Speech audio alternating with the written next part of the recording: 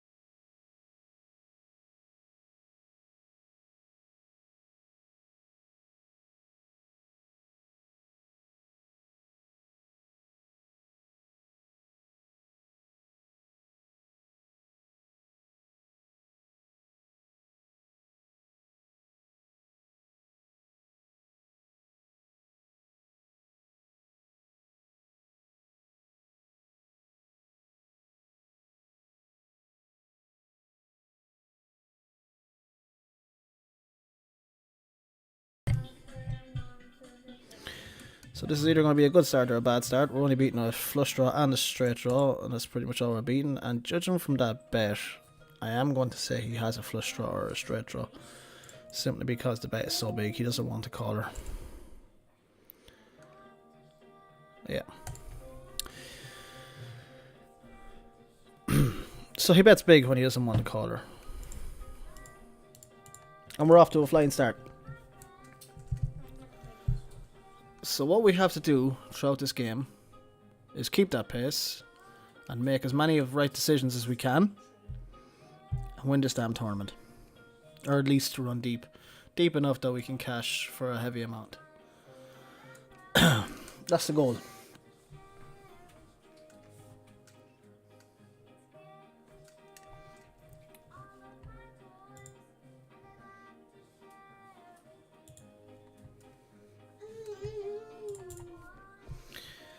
So yeah, I do highly recommend...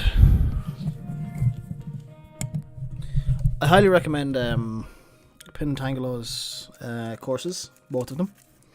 He's got 2 for upswing. One is MTT Masterclass, which I highly recommend if you have a high tolerance for solvers and you're not too worried about falling asleep. It's very hard to get through because it's so solver. Someone says hi. It's very hard to get through because of all the solver work that's involved, but it's very interesting to know what you're actually missing, in the sense of how often you should be c-betting, the frequency you should be c-betting, and the sizing that you should be using during c-bets. Certain things that we're all doing wrong, all of us.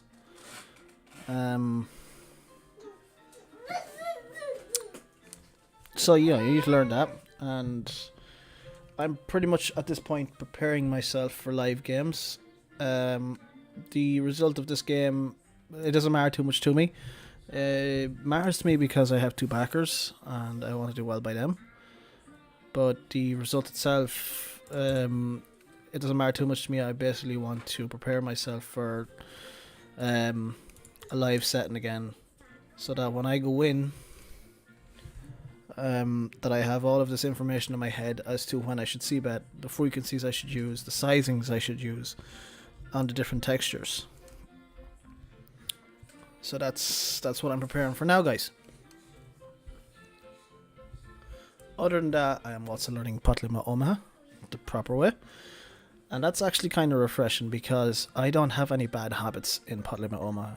simply because I don't play Pot Limit Omaha, and therefore I've never given myself an opportunity to take up some bad habits. The only bad habits I have had in Pot Limit Omaha was I was taking my Texas Hold'em mentality into Pot Limit Omaha in pretty much any game I played, which hasn't been very much. And they're two different games. They should be treated like that. So I'm also studying Pot Limit Omaha for the reason I believe that it's the future. I believe it's the future in cash. A lot of the Texas Hold'em players, especially the fish, they don't want to play Texas Hold'em anymore. They want Omaha because it's so much more action and the pots are so much bigger and they get to see so many more hands and so on. They all have their reasons, but their reasons are not the correct reasons. And 1 second.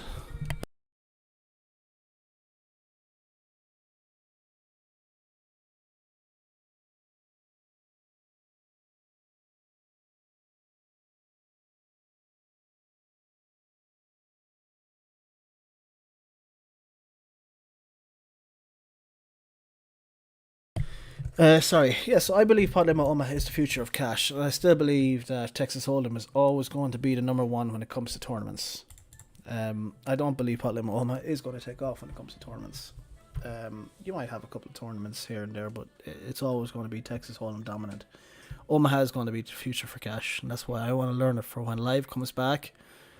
I can nearly guarantee you that when Live does come back, Omaha will be a big part of it.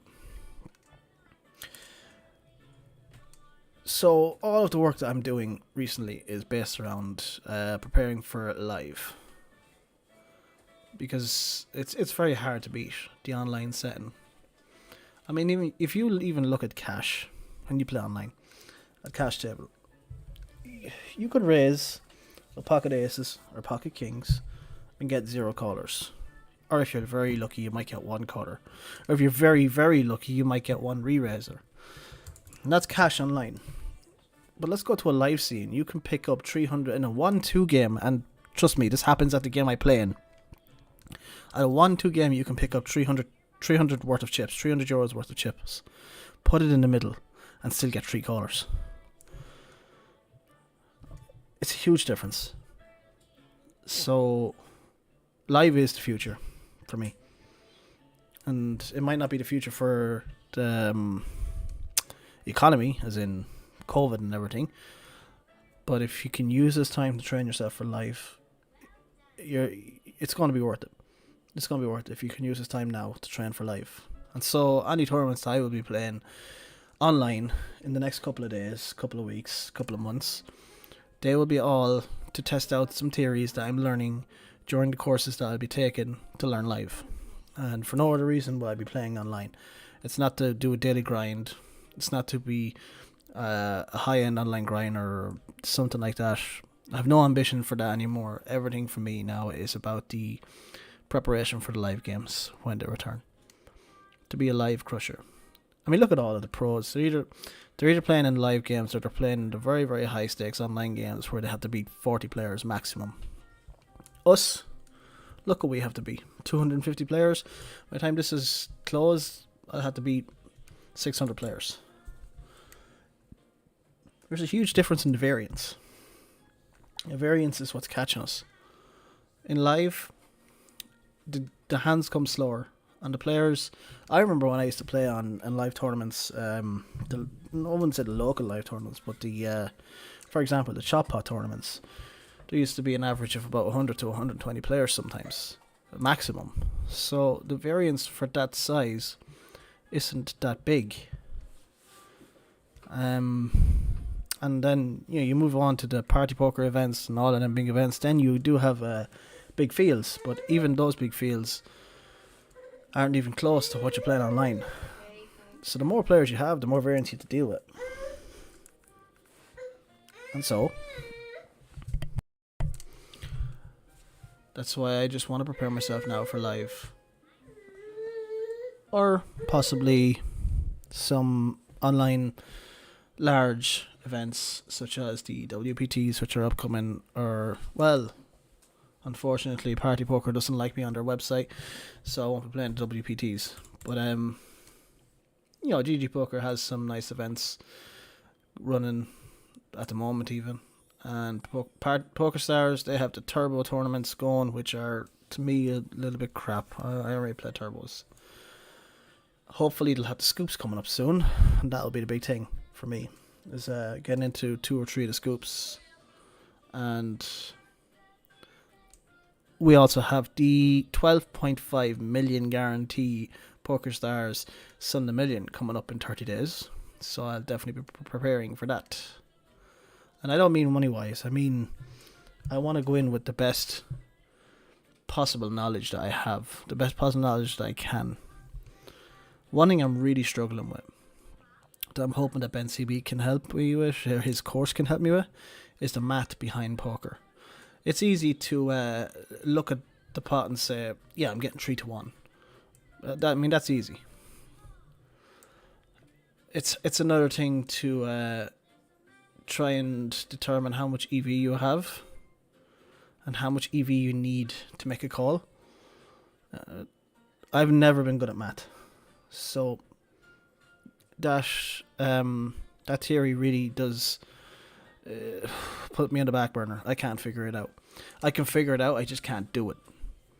I can't do it in a live setting, and then I forget too much. So if anybody watching this video on my YouTube channel, this is the first video being recorded from my YouTube channel, if anybody on this video has a nice and easy way to calculate the EV that you have in a pot and the EV that you need to have in a pot before you make the call, put it in the comments and help me figure it out.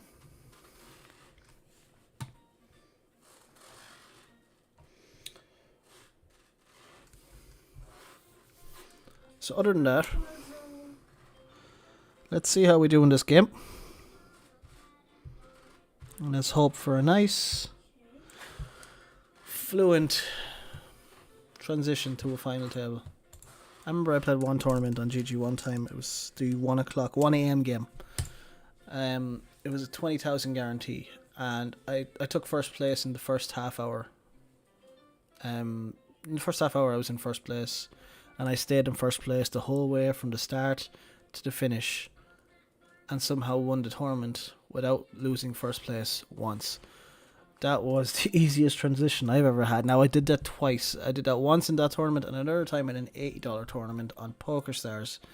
Again, that was a late night game. I started at 2 o'clock in the morning or something like that, or something crazy. Maybe it was actually later because I was just home from the Mullingar Casino where I had a big win. And anyway, I went into first place in that tournament and stayed there the whole way to the very end, first place, and won the tournament. 2 of the easiest tournaments I ever won, and if only it could be that easy every time. But to get into first place, sometimes you have to take chances. Chances that I don't think I'm willing to take in this tournament, considering I'm trying to avoid coin flips. I believe in both of them tournaments. I took early coin flips. I ended up in 3-way pots with hands that probably either shouldn't have been there or hands I had no choice in calling with, such as aces. And I'm trying to avoid that in this game. And in all future games, I only want to coin flip when I have to. And the biggest 2 hands for coin flipping for me that I lose are pocket tens and pocket jacks. Pocket jacks because I believe they have never really won for me when it's all in. Especially during the Micro Millions last week.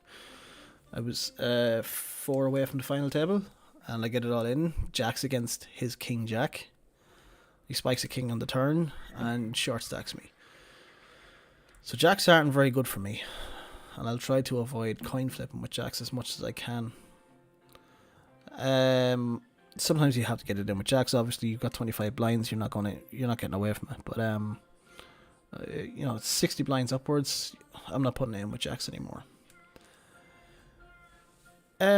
Pocket tens is the next one that I have lost huge amounts of money with, One of them I will still never forget. Completely misplayed by me.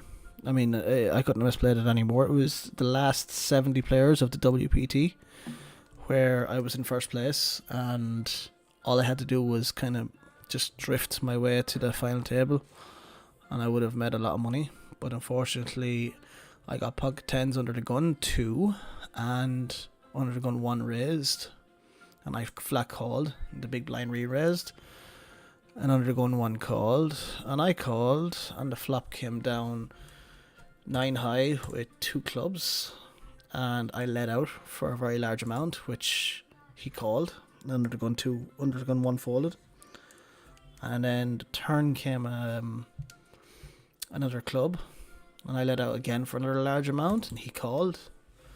And then the river came some sort of a king of some sort, or no, it was a queen of some sort, and again I let out for a large amount. So I think I threw away over half my stack on pocket tens at this point, and he re-raised me all in, at which point I folded knowing that I was behind. But oh, pocket tens, look at that, pocket tens.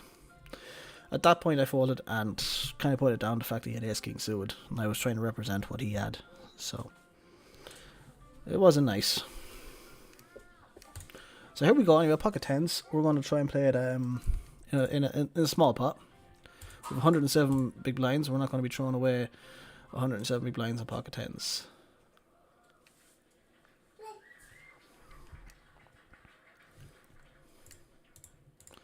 $2.6 is our bet.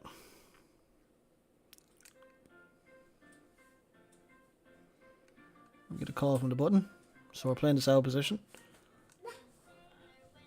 And we're getting re-raised down. Right, so this re-raising from the small blind, it basically means exactly what the bonk was said.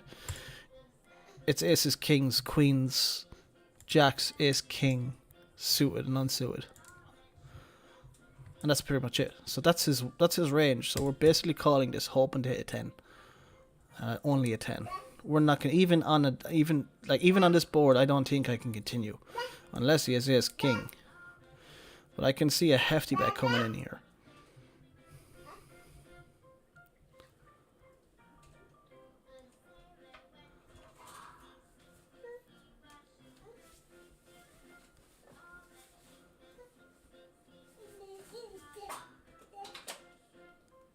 Okay, that's an ace king bet.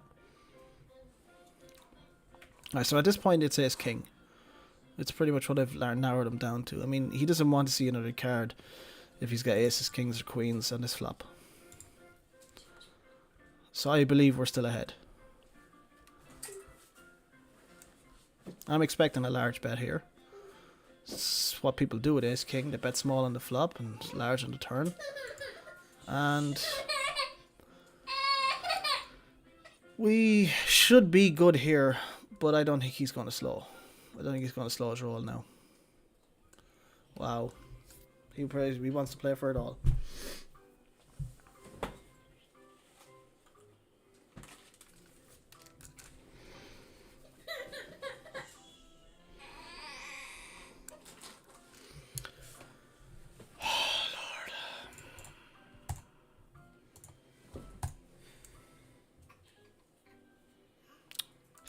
See, I put him on ace king from the start, and here we are now on the river, and he's jamming all in on me.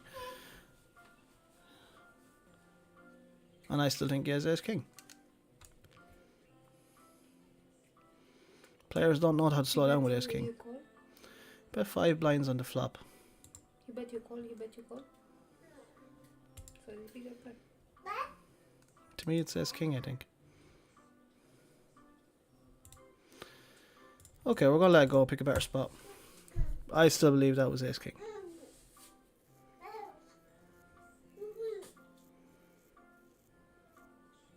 I honestly don't think he had us there. He played it very well. He put maximum pressure on. The flop bet tells me it's ace king.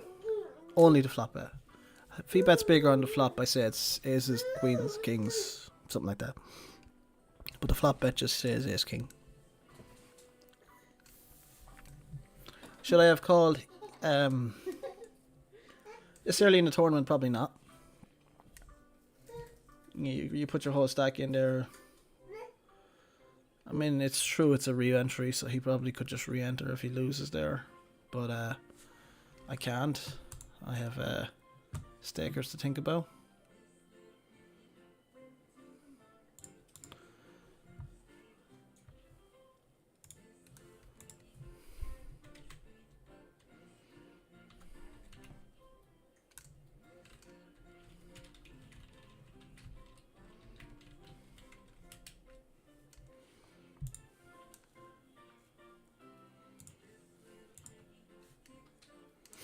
I don't expect him to tell me, but if he does, he does.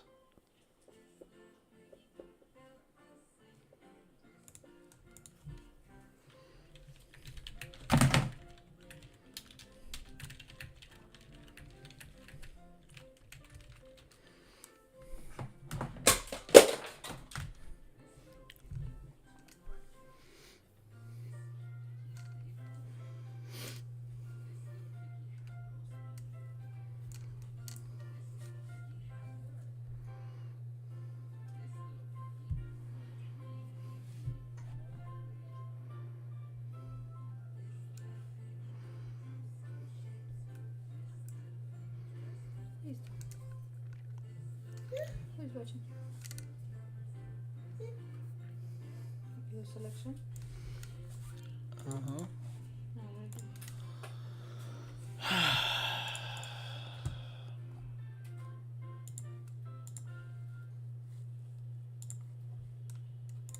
Jesper. No? Jesper.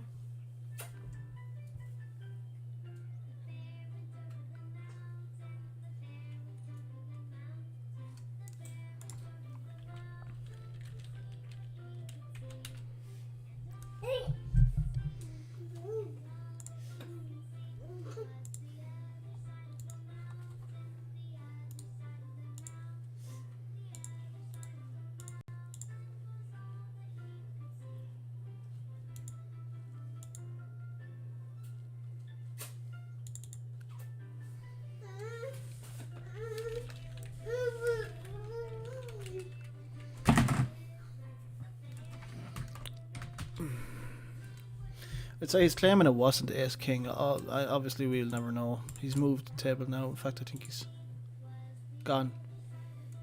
No, he's not gone. He's just moved table. So, we'll never know now. But he claims it wasn't Ace King. At this point, who knows?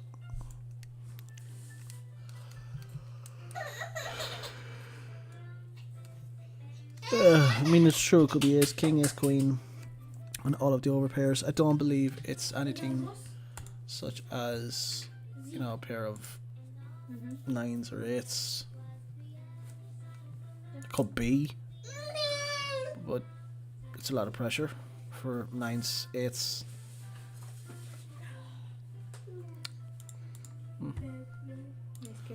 As I said, we'll never know now. We'll have to wait and see it on TV.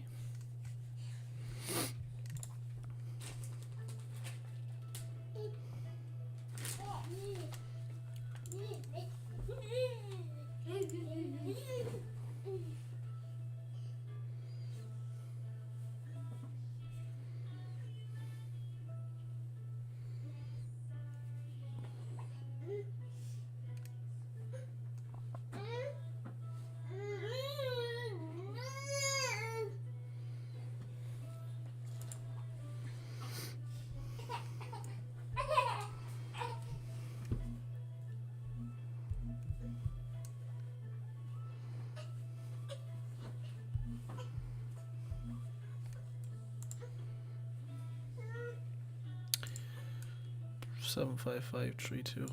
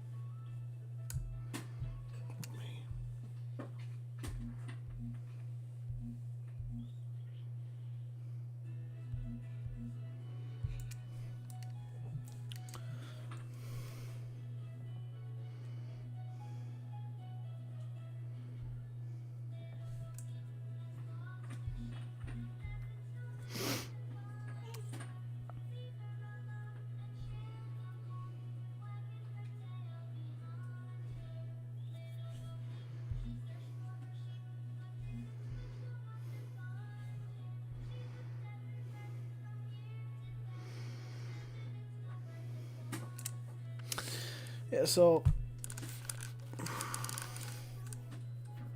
the solver would say that it was a call. The solver would say it was an all-in on the turn, and a call certainly on the river.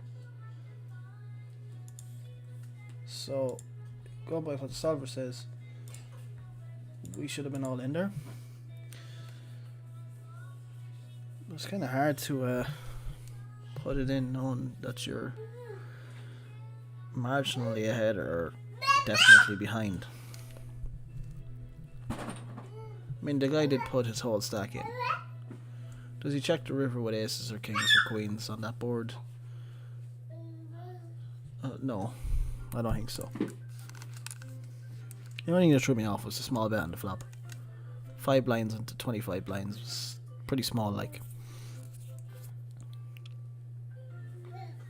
Anyway, we're not going to torture ourselves over one hand. We still have just under a starting stack. We're not short stacked yet.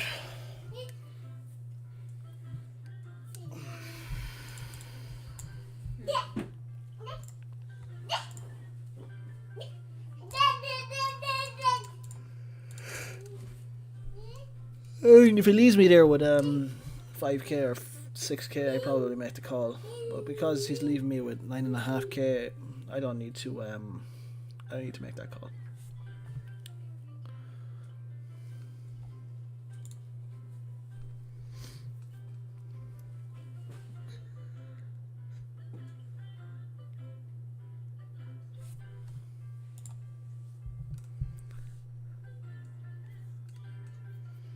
Uh-oh. So, this is the Bonk's theory now. Aces in the small blind. Unfortunately, blinds are so damn small that, you know, we can't go 4 ways to a flop here. So, we see how many callers we get, and we go from there.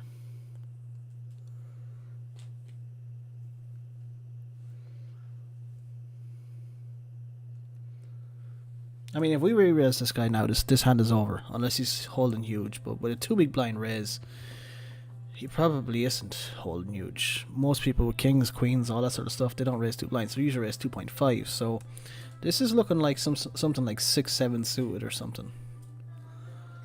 Anyway. It's not a bad flop for 6-7 suited, is it? So this is where we have to try and somehow get him in. And if we lose, we lose. This is following Brendan's theory, the Bonk's theory, that you probably should know as we be re-raising from the small blind against earlier middle position raise. You know, we're going to see now if he was right. Bump it up. This is either going to end the hand here or we're going to get it all in. And he's probably going to get it in on a draw if he does. There's no hands here that he can have. Yeah, so now we're looking at a draw. Does a 6 complete any of them draws? 5-7, 3-4, 5-7. No. He's not going 5-7 anyway.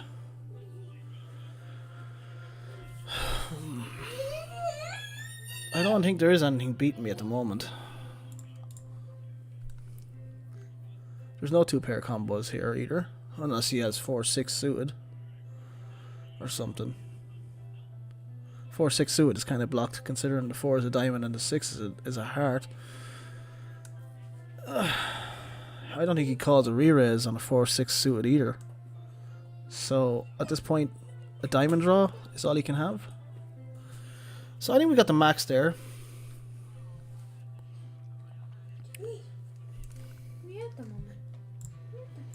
And we're back up to 12k, so all isn't too bad. So because of playing it the way Brendan has gifted me with the knowledge of playing with such as not re-raising all the time from the small blind, polarizing your hand, because of that we won, I don't know, about 10 big blinds from that hand, maybe 12, 10 or 11, but maybe 10 or 12 blinds from that hand. If we re-raise pre-flop and he folds, we win 2 blinds. So we won an extra 10 blinds because of it. But it also increases the variance in the sense that he could have easily flopped 2-pair, a set, a flush draw that gets there, a straight draw that gets there, and so on.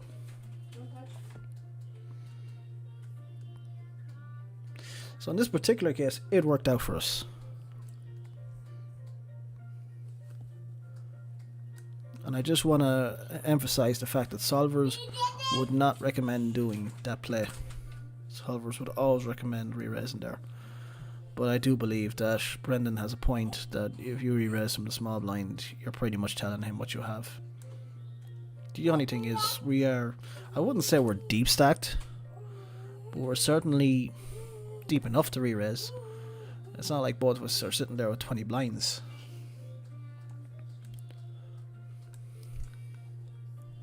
Anyway, we had a bit of a hiccup at the start with the tens, which is still eating me up inside. But we're past it now.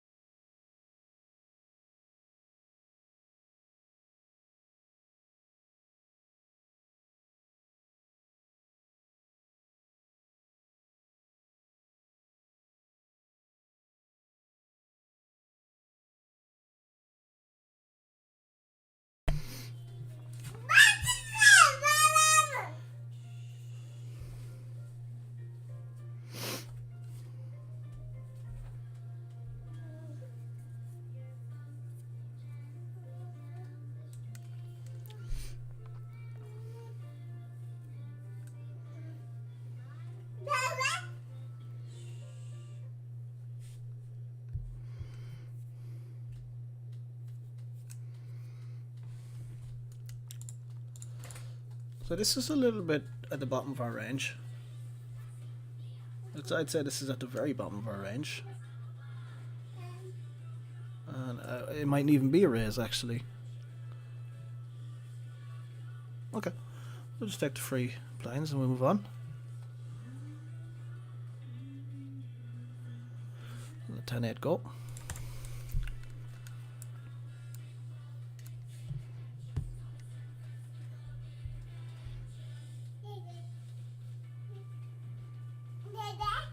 Yeah?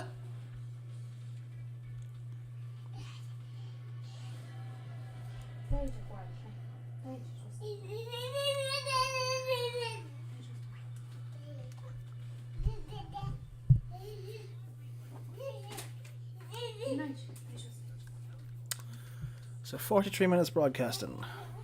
What does that put us in? That's about half an hour into this game. Only another 7 hours to go.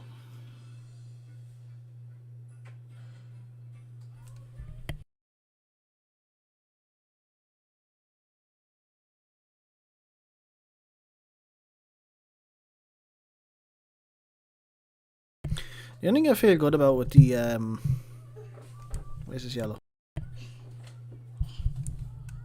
The only thing I feel good about with the fold for the pocket tens is the fact that in one of the course videos, I can't remember which one it was. It could have been Poker Code. It could have been Pentrangulos. It could have been Ben CBs. But in one of them, anyway, it did say that you need to stop taking high variance risks in marginal situations. And I think that was pretty much one of those situations that was so marginal. You so high variance yet so marginal. You know, you think you're ahead because you've got an overpair to the board, but are you really ahead if he's got an overpair to you? He's re-raising from the small blind. If he's not re-raising from the big blind or the button or cut off or something like that, he's re-raising from the small blind. What hands do you re-raise from the small blind with?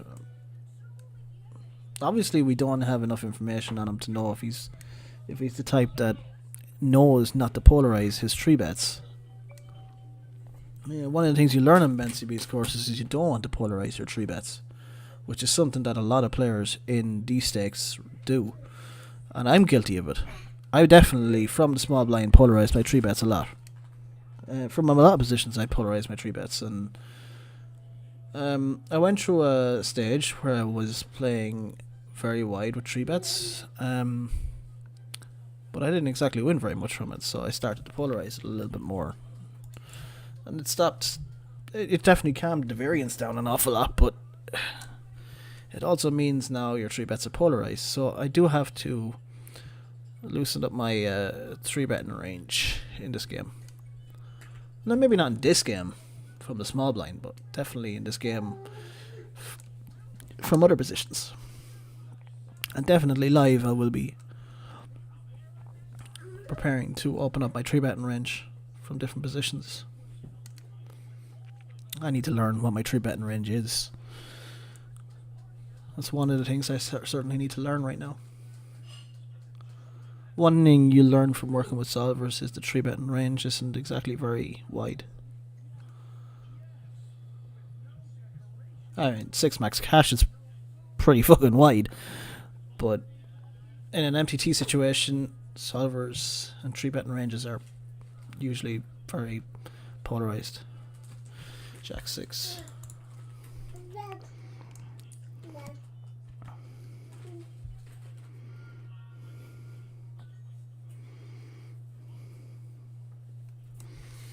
So we do need our random number generator here. Not for this hand, obviously, but just in general, so that we can decide what our 3-bet range will be. We'll leave it here. So the way this works, guys, is we're going to exclude 50 and 1 and 100.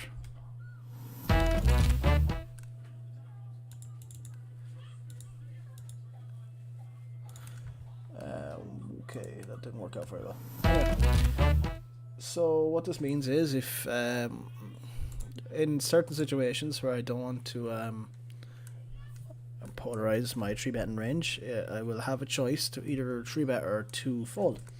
3-bet or to call. And if I use this program, it's just a random number generator, and if I use it, any number below 50 I will just call. Any number above 50 I will re-raise. And all that does is keep me balanced. That's it. It just keeps me balanced, so that I'm not always re-raising with King 9 suited, and I'm not always calling with 10-8 suited. That's all it is. It makes me unexploitable in that sense.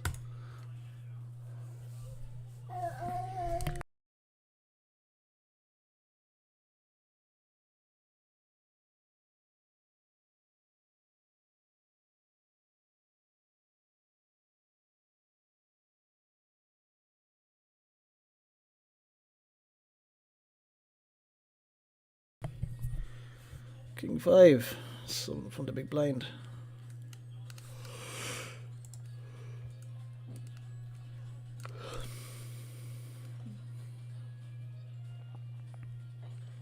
What's this raise? Yeah, raise 480. So King 5 suited is his range.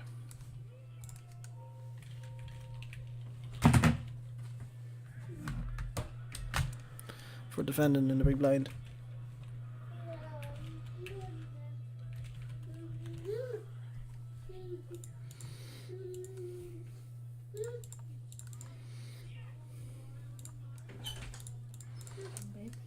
Very good news.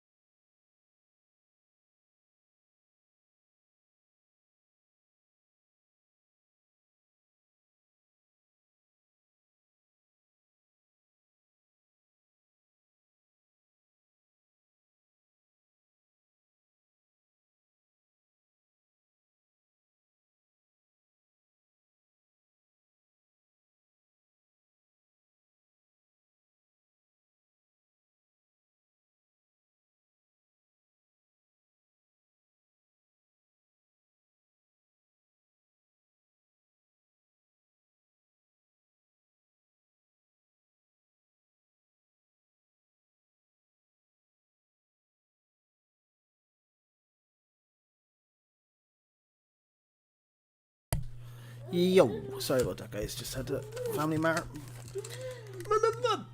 Right, ace queen off. Ace queen off on the button. So we're playing on the button, guys, with 50 blinds.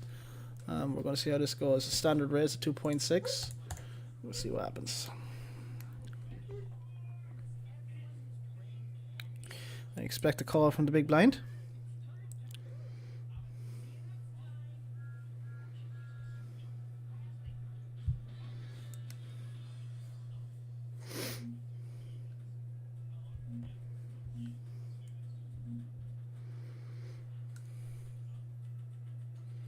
Come on, Scorpion, do something.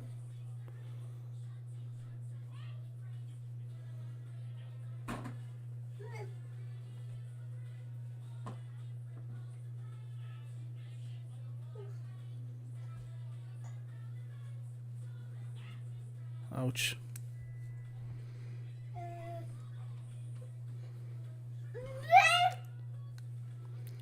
Ouch, ouch, ouch.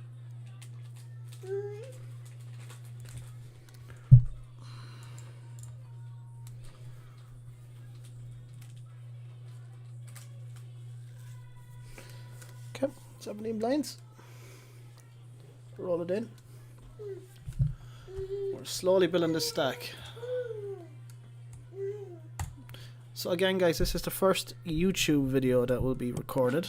And when I say recorded, I mean this is going to be on my YouTube channel forevermore.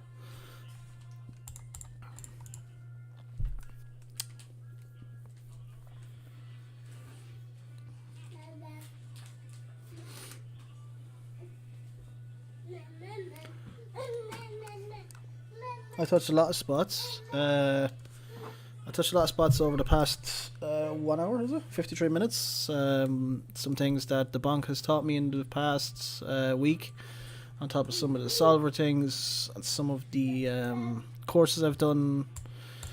Again, I will say I highly recommend all 3 courses. They will all teach you something. Ben CB's course, Pentrangelo's courses, so that counts as 2, and Fedor Holz's poker code. They will all teach you something. Highly recommend poker code. The highest recommendation. It will teach you from being a basic standard player to being an advanced player. And it's a little bit harder to go from advanced to what we'd call thinking on an extremely high level, and that's where Ben Pentrangelo's course comes in. Pentrangelo's course will teach you solver work and a lot of it. The frequencies on where you should bet flops, how much, and depending on the textures of the board. And then you've got Ben CB's, which was recorded on a toaster or a low-end calculator, and he will teach you some poker math and basic and advanced, on top of reminding you not to polarize your 3-betting range and some other things. 3 courses that I've been doing over the past week, and this is the first tournament that I am putting everything into play. Everything I've learned in them courses, which I will admit it's not a whole lot. There's still a whole lot that I need to learn. Spend a week doing a course, you're not going to learn everything about it, but I'm not going to stop until I learn everything about it. So just stay with me, and I'll be using the online tournaments as a reference to what I learn to put it into practice.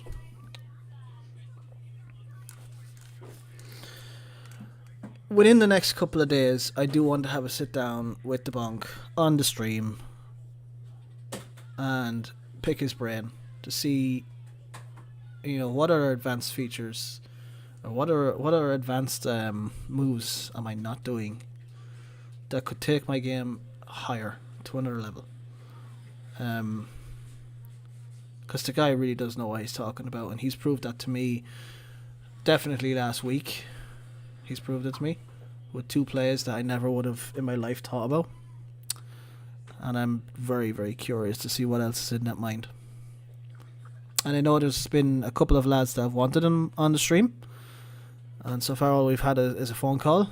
but I definitely want to have him on the stream with me through a whole game where we can have some fun and pick his brain and see what he would do in what situation. I think that would be very, very cool, not just for my stream, but for Ireland, for poker in Ireland. He's very well known in Ireland, and we definitely need to put him up here and see what he's doing. But on to this game. 111 out of 485. We are now on level 6, so we're about 45 minutes into the game to maybe an hour, are we? One sec. We are now... Where the hell is it?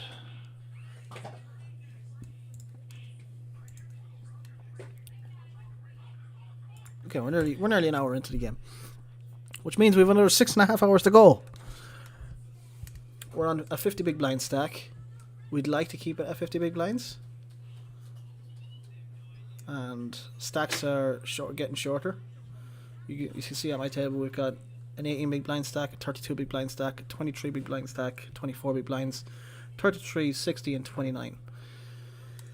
So we will be playing a little bit of aggressive against the little rookie, 60 big blind stack, and everything else we will have to play a little conservative against, because these guys are at a point of where they're going to want to get it in with the top of their range.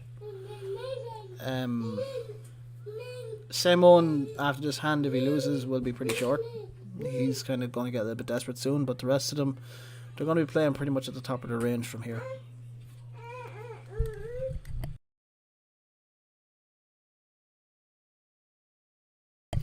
So Queen King on the big blind. Let's try not to go broke here.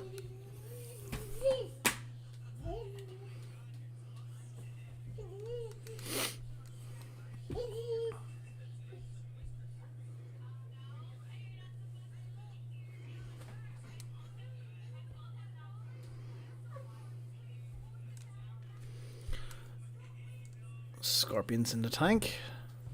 Scorpions out of the tank. Alera with a VPIP of 30 is gone. Johnny Oba hasn't played a hand yet. Okay, still hasn't. Loosest player at the table, 46 VPIP, little rookie. On cutoff. Is going to.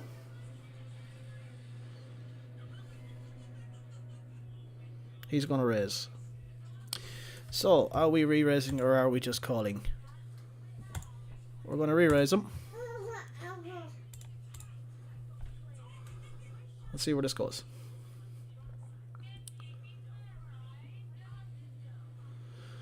And we're going to take that pot down. So as you can see, I use the random number generator there just to balance myself. You know, if it's a high number above 50, we're raising, and if it's below 50, we're just calling, and that just keeps it balanced. That's all it does. Wow, Alera is limping. It's been a while since I've seen a limp.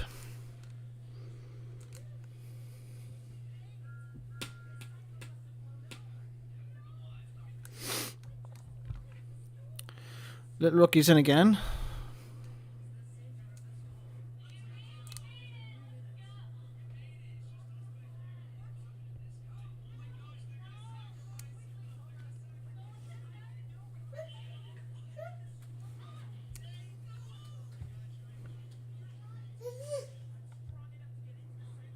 We're going to let 5-7 go.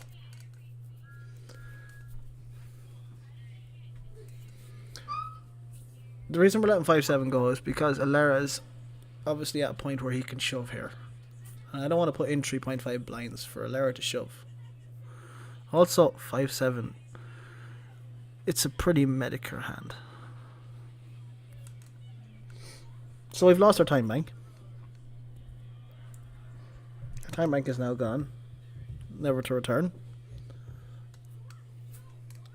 Let's go through some hard times.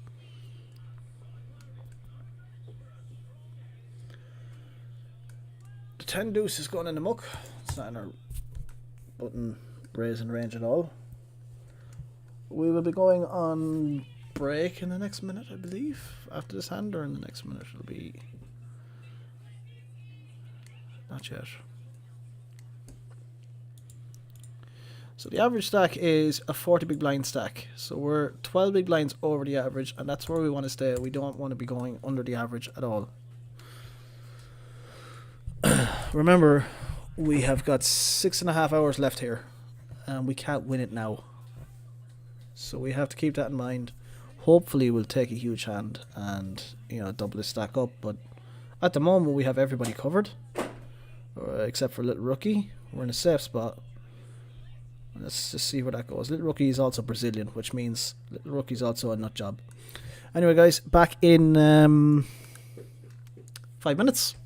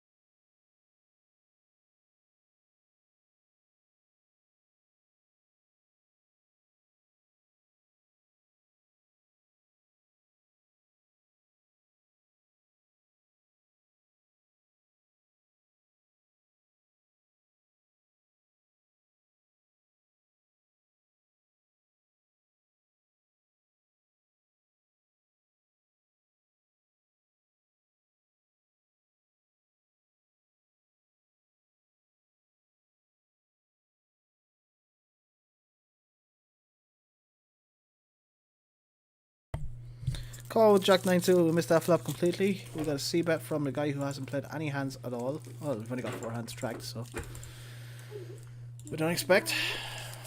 We're gonna let that one go. Suited Jack Queen.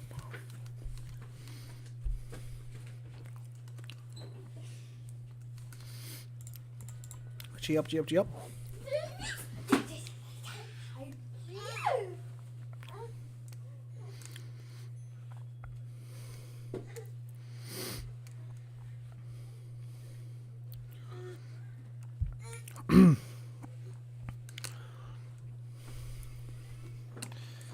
Uncontested. It'll do. Let's probably do go. So we have one viewer. Who is our viewer? Obviously, I'm not too worried about viewers right now. This is going to be on my YouTube channel, so. You have a YouTube channel? So that is why I don't mind not getting viewers. We're testing the multi-stream out. Hopefully this will be on my YouTube channel by the end of the stream.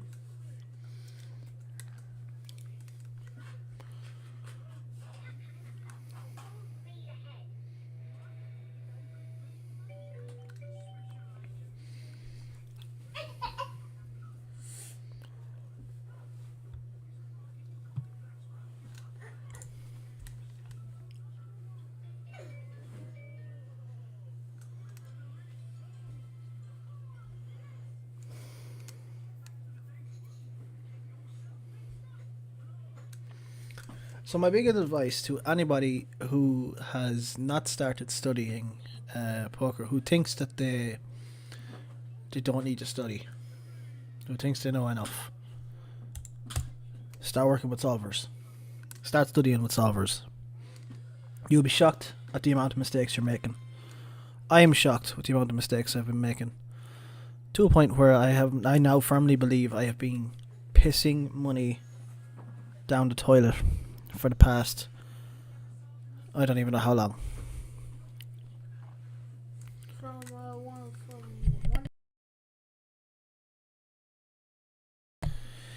Start working with solvers. Start learning the flops that you should be c-betting, and start working on the frequency that you should be c-betting them, on top of the amount,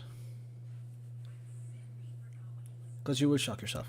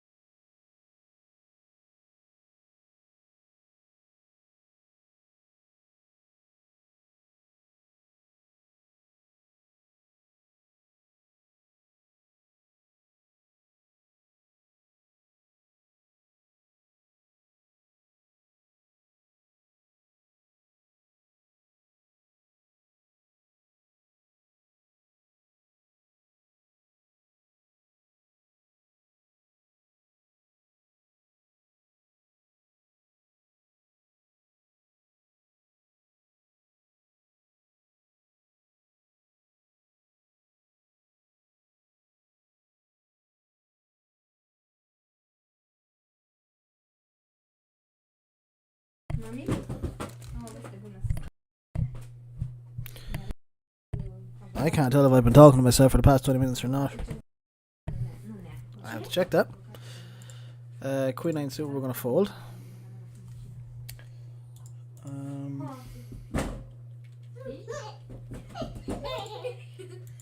Cine-i mama? Se joacă Ari cu tine?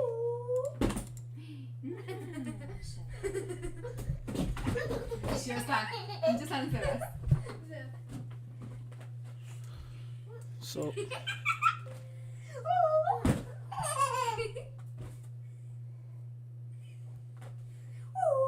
yeah, so we've been talking to ourselves for the past few minutes. Sorry, guys. I didn't realize I was on mute.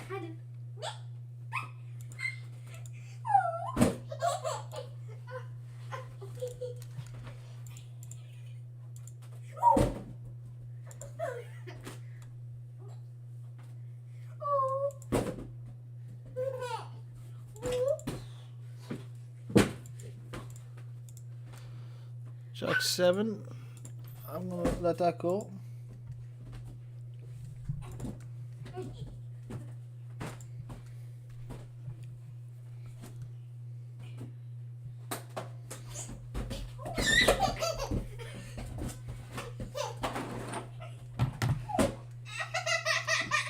Ce-ai făcut? A căzut ăsta. Oi, uite-te.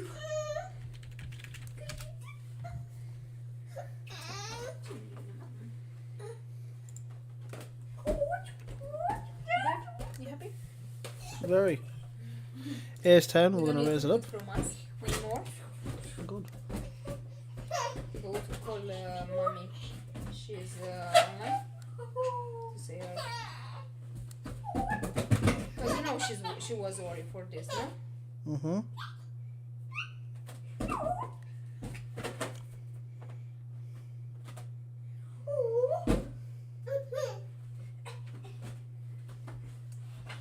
Hello, hi.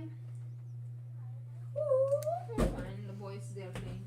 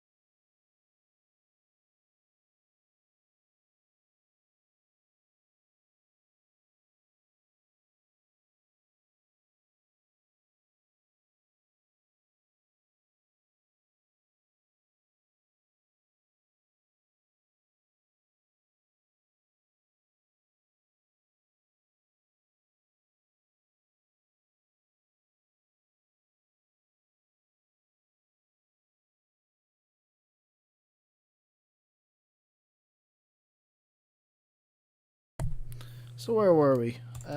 Obviously this is going in the muck. We've had to let Ace 10 go. We've had to let Jack 7 suited go. I actually never checked how Jack 7 suited would have performed. Jack 7 suited, we wouldn't have seen a flop, so it's all good. Kings is going to take this hand pretty easily.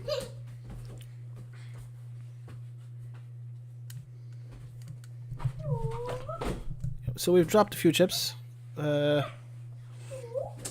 We do need a win. We went from 18 down to 14 and a half. So we're looking for a win.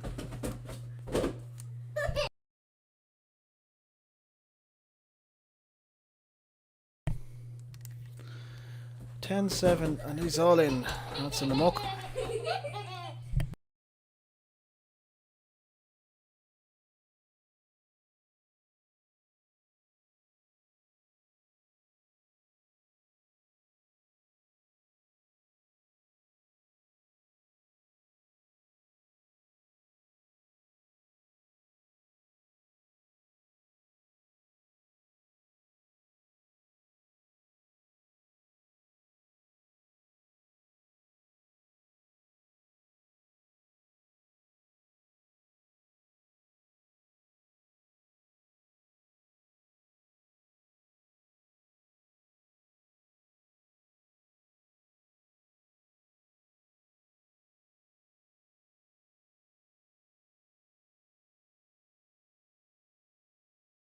It's a madhouse in this house.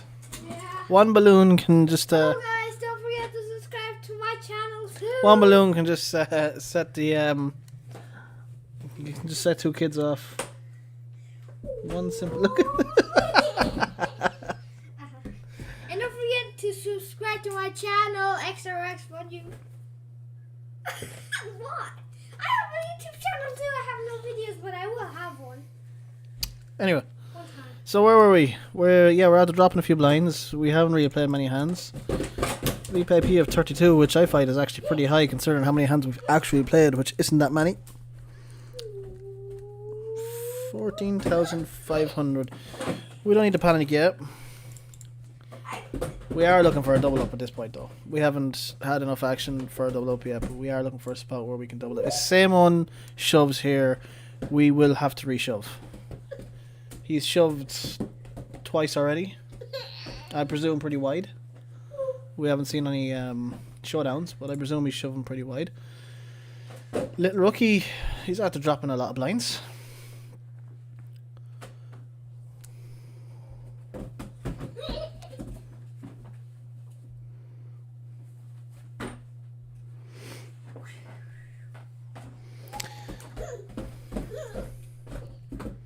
So low is raise and high is all in. All in.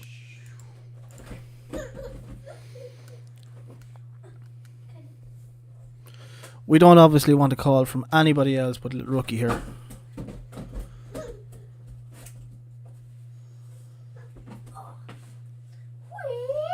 If we lose this, we're short stacked. Hopefully we get a fold, but if we lose it, we're short stacked. I wouldn't mind an ace jack call. He's playing pretty wide. He's on tilt. He's not exactly a strong player. We're going to take that down. 6 blinds. Okay. I'm happy with that. And king deuce fold. 16,000 chips. 40 blinds. And about 6 hours or 5.5 hours left.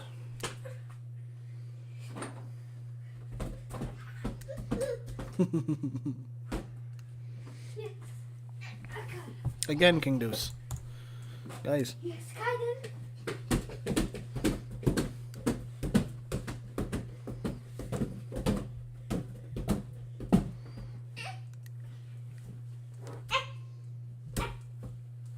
Get off me, proper.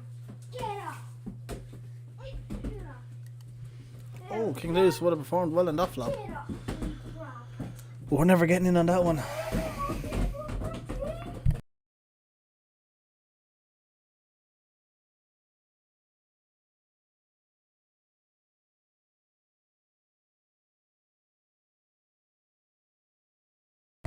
I am assuming my mic is working now at this point. I hope it's not silence on the stream.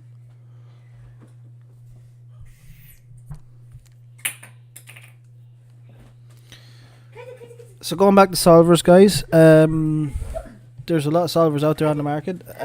PO Solver is one of them. It's probably the most popular one. You just need a very, very big system to run PO Solver.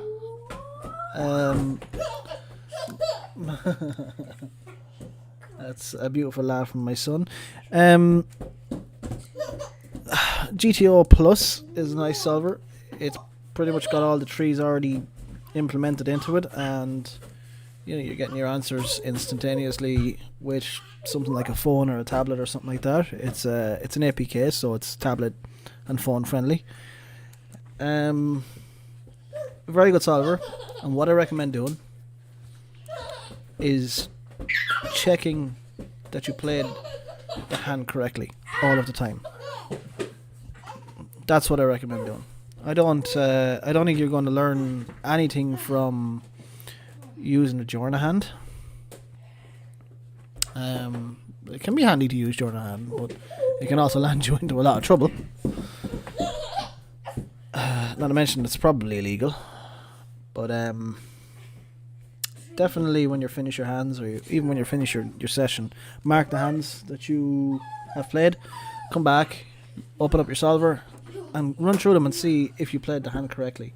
It's what I've been doing for the past while, and You know, it's teaching me certain things like I should have bet smaller on that flop, or I should have bet smaller on that turn, or I shouldn't have bet the turn, or so on and so forth. It can let you know if you're being over aggressive. It can let you know if you're not being aggressive enough. Look at Simon. Good man, Simon.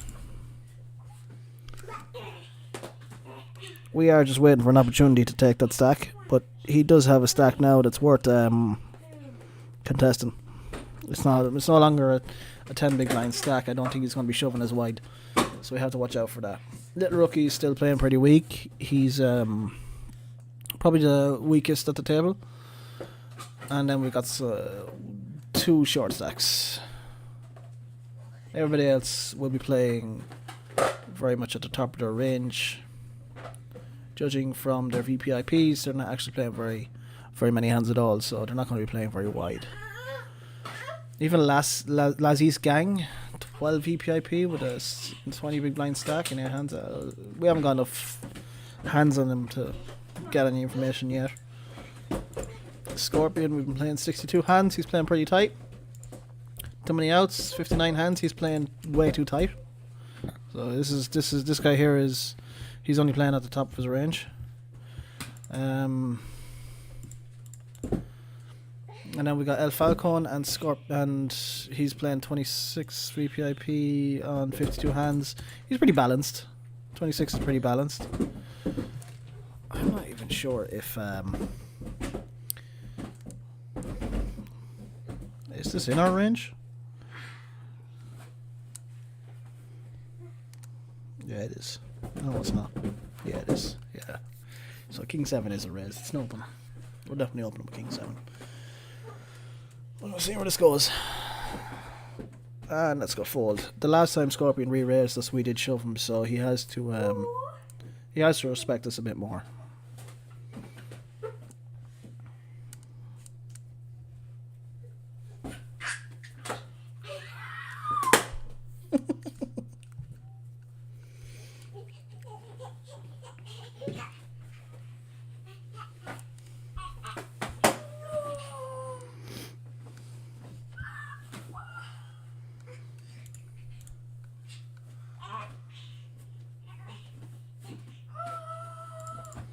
Yeah.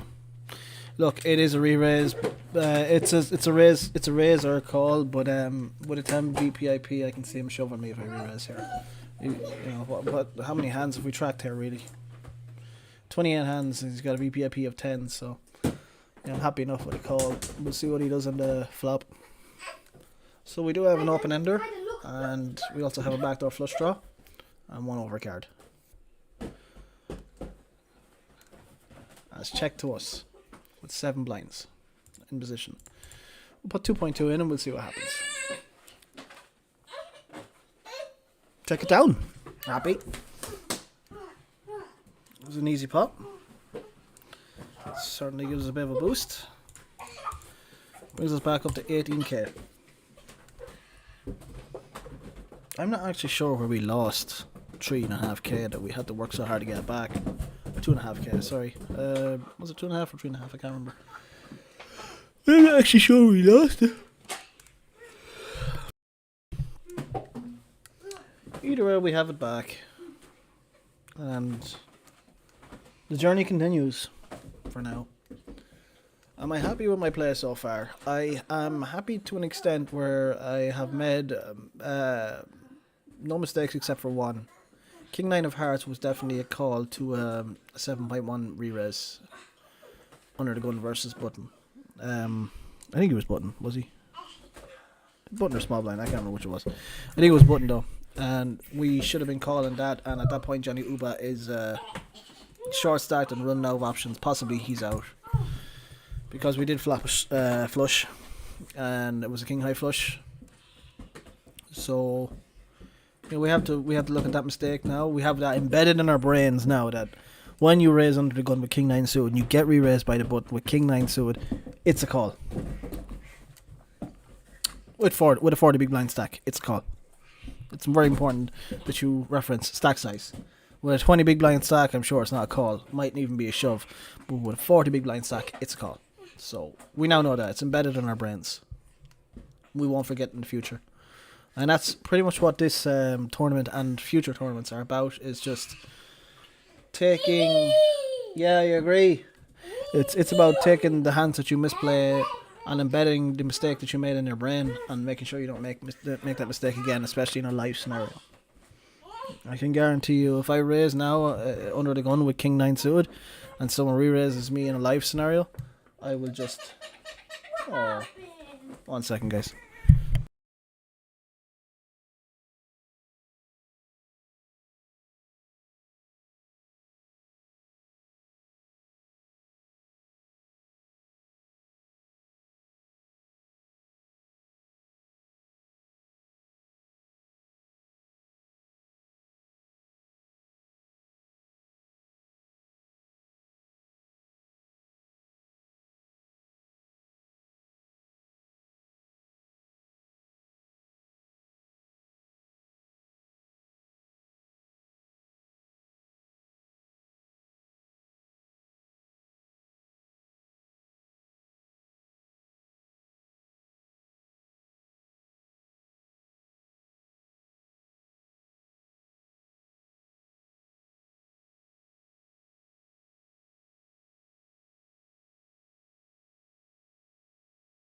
I swear everything in this house just goes missing.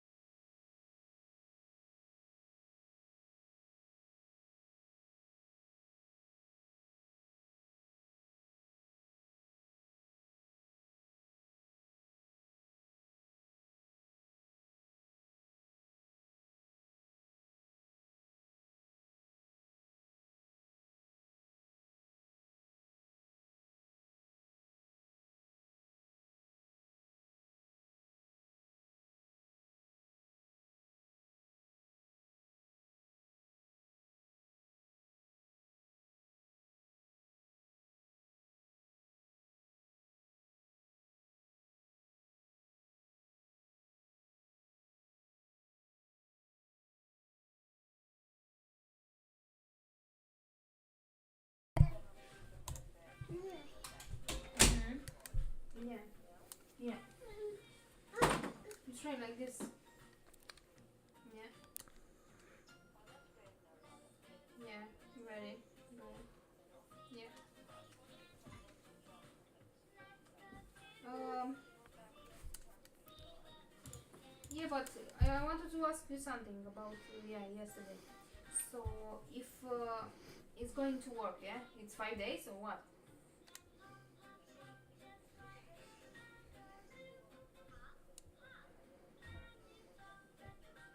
Okay, for example, if it's part time, he can take the social also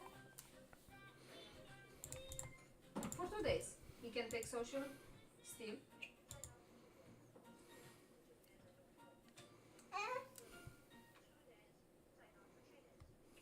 Okay.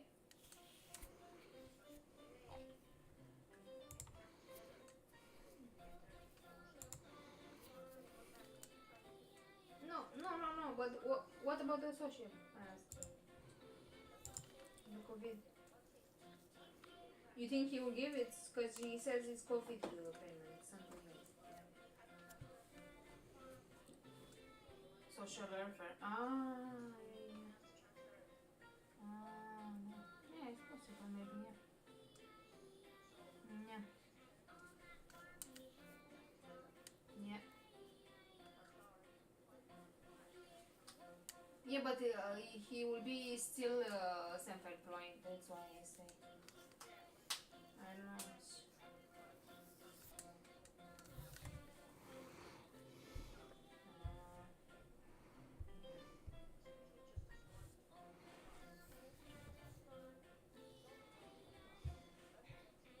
Of course, but I know, but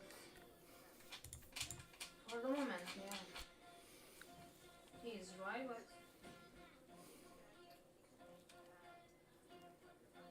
yeah.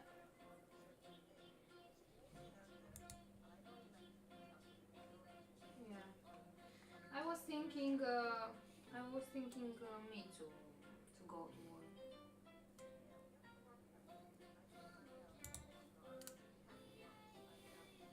No, part time. Wherever I go, part time.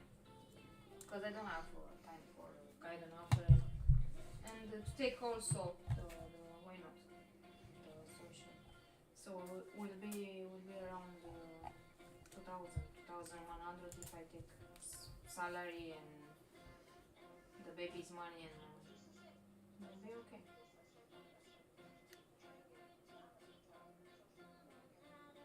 Да, we was in town and we tried, but it was closed there. And, the place when they help you with to find the work.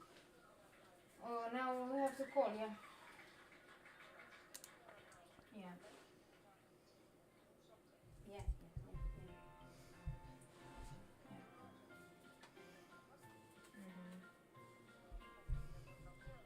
Yeah. Because the most shops there is closed, you know. They can to clean, yeah. Yeah. But maybe they can find she can find them downstairs cleaner. These guys they use just Hoover and this thing is very good to easy to use. Yeah.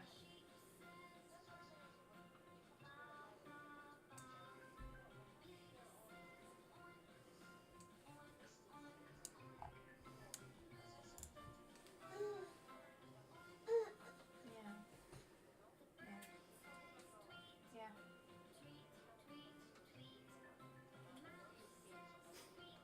No, I didn't pay. No, nobody. I pay online. Online. I made for my own. So yeah, I made and I pay you €3, €2 to print this. Like it's not for printing. It's when it's done. When it's done, you choose which one you want. What kind of form. Yeah. So I choose what I think in European. It's in European. I don't know how we call now. I don't remember. And you can use everywhere you go, not just. Yeah. No, it's for Europe actually. Yeah. Because in Romania I had one, and the one friend of mine he told me to make European. So if I go somewhere outside of the country, it's good. So it's good for Ireland. It's good for England. It's good for yeah. No, I didn't know. Yeah.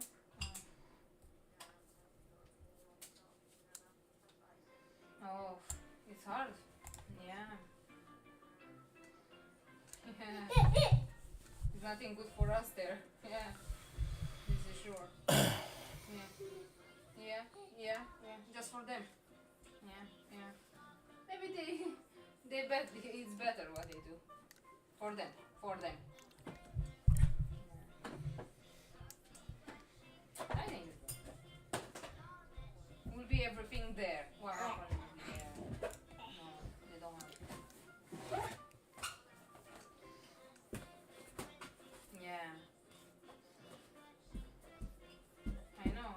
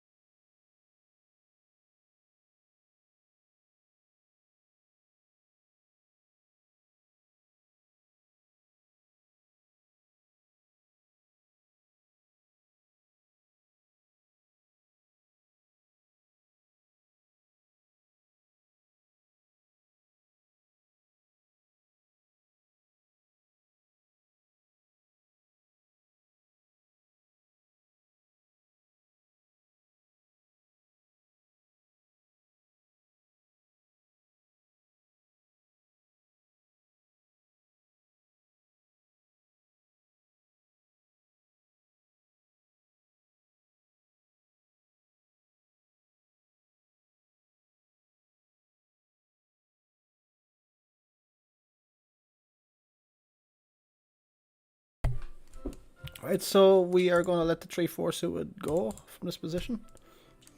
It's a lovely hand, but unfortunately in the small blind it's not playable.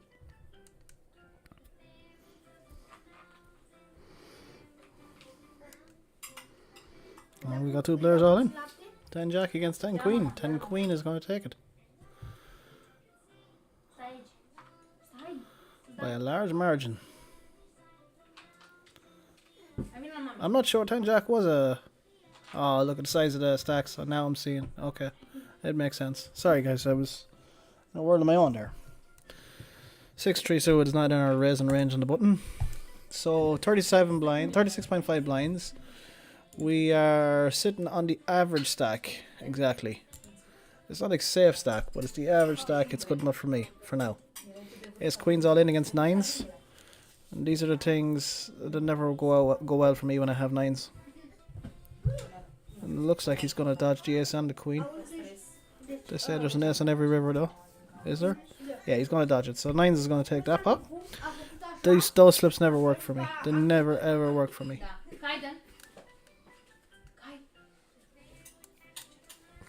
9-5, another hand for the muck.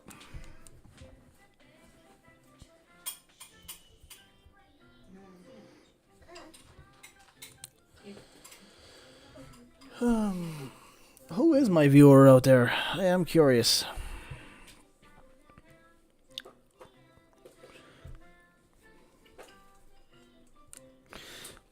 So this particular tournament is a grind. We still have another hour left in late reg on top of about 5 hours to a final table. About an hour and a half to the money after late reg. So we still have a bit of a grind ahead of us. And we are certainly going to need to make some chips to survive this game. At the moment there is no real big stacks at our table. 39 is the biggest we have. So that will tell you where I stand in the grand average of things. And obviously doubling up off of Johnny Ubba or too many outs would set me up for a deep run. It's only when you do these courses you actually realize and respect a big stack and how far it can take you. Believe me, I used to look at a big stack as a weapon to just kind of push players around and bully them and all these silly things that we shouldn't have been doing. And now I have a different view on a big stack. It allows you to call off.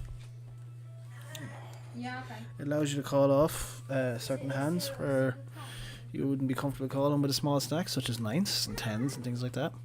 And it allows you to be comfortable sitting at a table without knowing that you're going to go broke in the next hand. I mean, think of how Simon 10 feels, or El Falcon, Lazy's Gang, or even Scorpion wins 16 blinds. It's not a whole lot. It's not a whole lot to play with. These guys are like Scorpion wins. He's going to be looking to shove. He's going to be looking to shove at 9s plus. El Falcon, his range is going to be pretty wide. He's getting desperate. Same with Simone. And Lazy's Gang, any 2 cards will do him at this point once he has position. Little Rookie's not playing the best anyway. And Johnny Ubba, too many outs, are the strongest at the table. They're also the tightest at the table. I mean, look at this VPIP of 16 and 17. Very tight VPIPs. Very hard to lose chips when you're not actually playing, and when you are playing, I mean, I think he's winning 66% of his hands he's playing, while Johnny Ubba's winning 62%. Little Rookie is losing over half of the hands he plays.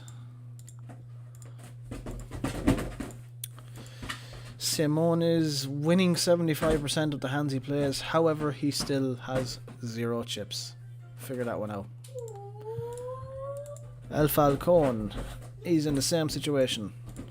Scorpion wins, same situation.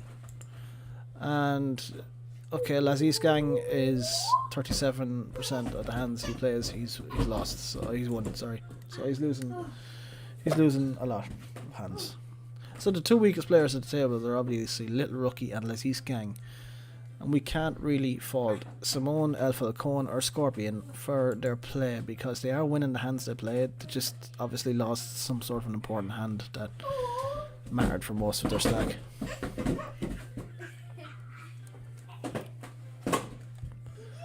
Right here, Queen 6 into the muck. 35 big blind, 36 big blinds nearly. We do need an injection. We're not desperate for one yet, but we definitely would like one. We're sitting 205th out of 450, which is pretty much the middle of the field. And I'm happy to be sitting there for a while. We pick our spots, and we try and double up when we can. Look, Kyle, look. Whee!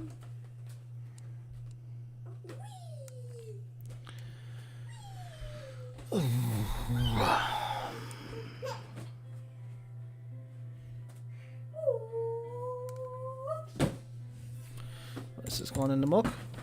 Laziz is going to take it. I am curious if I would have won. No, I wouldn't have won. I thought I said I wasn't going to do that anymore. 10 Jack, a hand I really hate folding.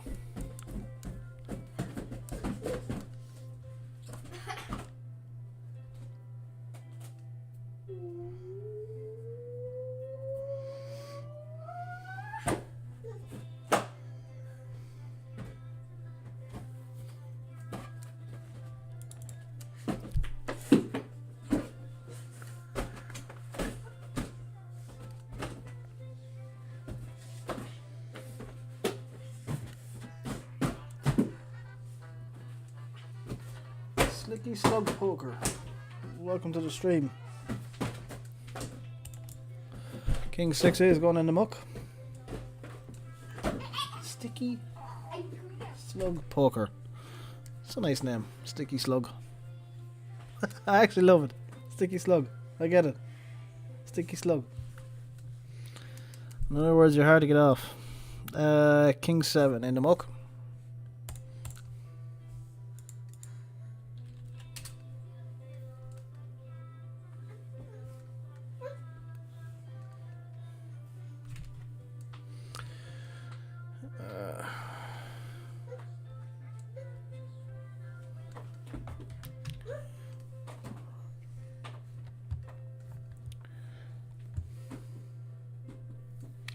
Here's King against Queen 10, and he hits his flush. Wow. It's horrible to lose Ace King against Queen 10 suited. But anyway. Right, let's see where this goes.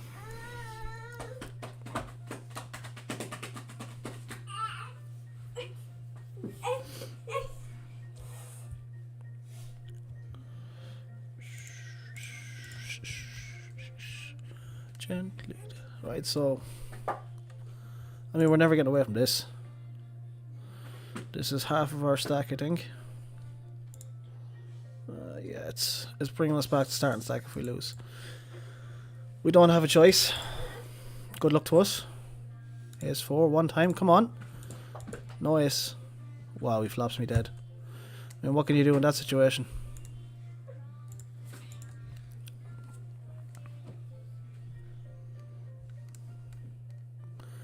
What can you do in that situation? He had the shove, I had the call, and here we are. In a bad situation.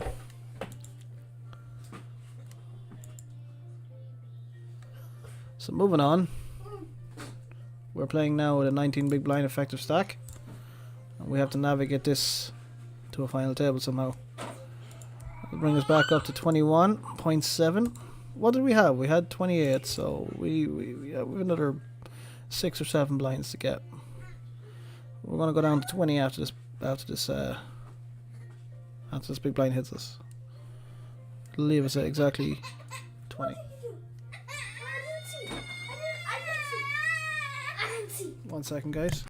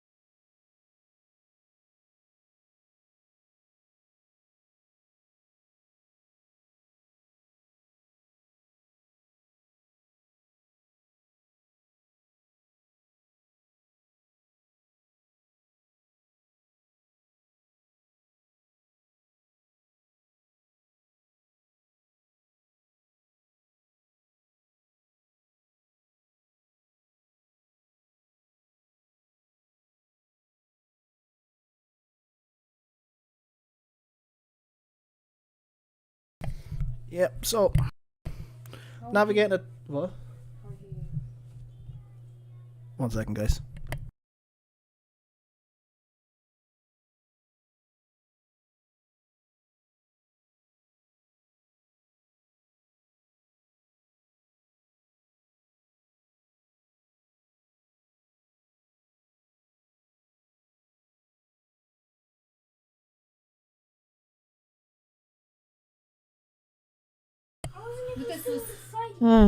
Right, so 20 big blind stack. We are on the cut off, and we are against an under the gun raise with Queen 10 suited. We're going to call this and see where it goes.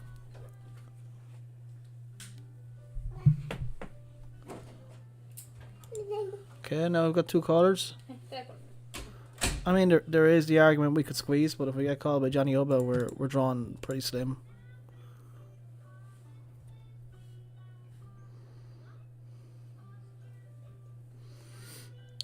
Top pair. This is going to be very tricky to get away from.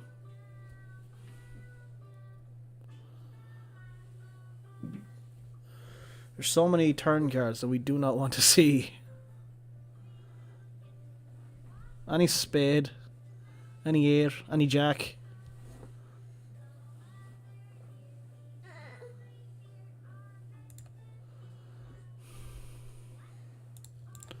Let's see where we are in this hand. Okay, we're going to get called by Johnny. At that point, I don't know what Johnny could have here. It's a tricky flop for us all.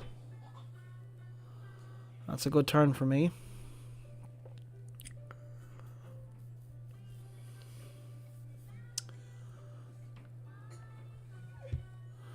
So,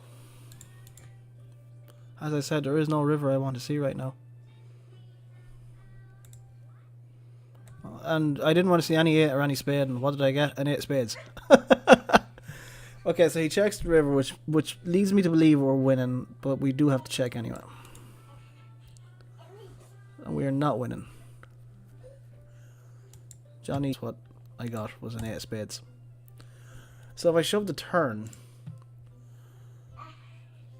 I don't think Johnny can call if I shove the turn, so I probably should have shoved the turn, but you know, I don't know what Johnny has, so it's all great when you can see their cards. Anyway, we're short stacked, so we're looking at a 16, nearly 16 big blind stack. We are looking to get in the middle, try and double this up to 30.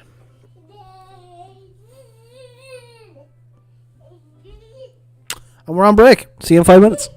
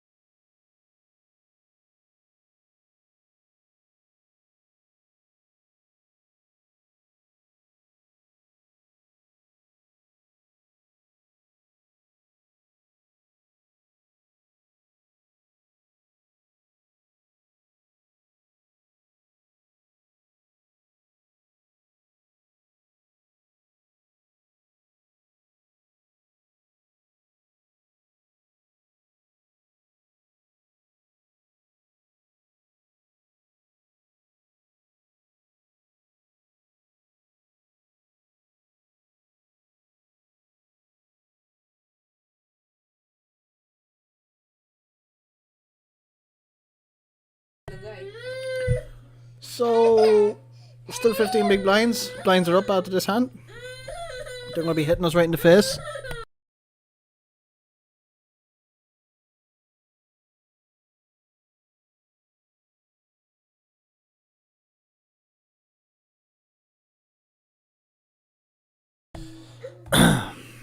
Yeah, so our 15 big blind shoving range is not.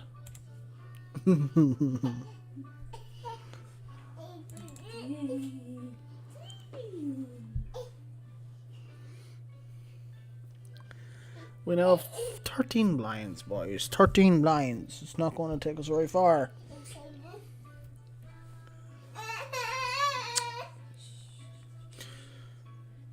The change in hand for us was queens against ace 4 of diamonds. We got it in good, and unfortunately we did not come out on the other end. I did do some research on the queen 10 of diamonds hand, where he rivered the 8 of spades on the river, giving him a straight, and we checked it down with him.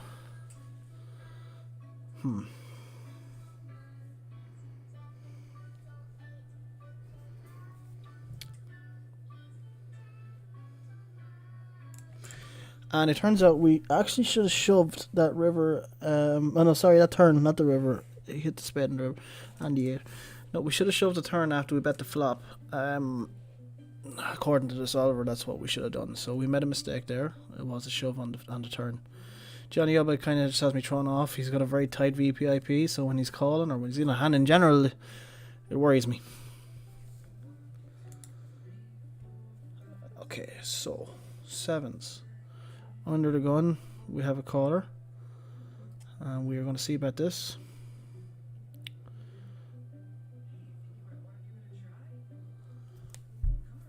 We could check it.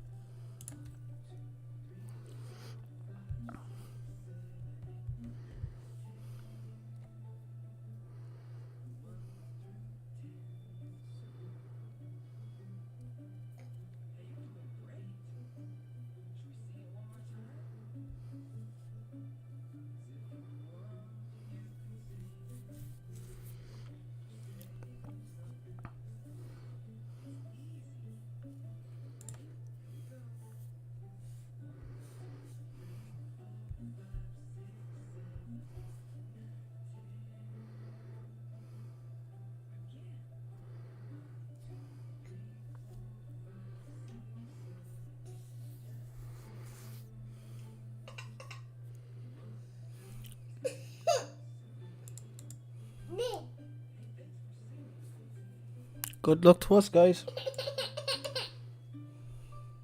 Oh, that's us. Unlucky.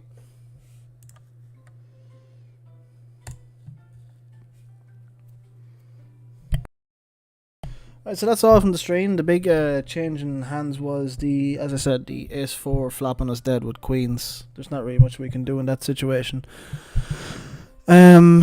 We misplayed the queen 10 of diamonds. We should have jammed all in on the turn, but we let him hit the river, and that brought us down to 15 blinds. And then the sevens, what can we do? He either has the 10 or he doesn't have the 10, There's nothing else there that he can have. And we're not going to sit there with 8 blinds trying to get into the money. We need to either get it in and double up or that's it. So, that's it. Have a good stream and goodbye.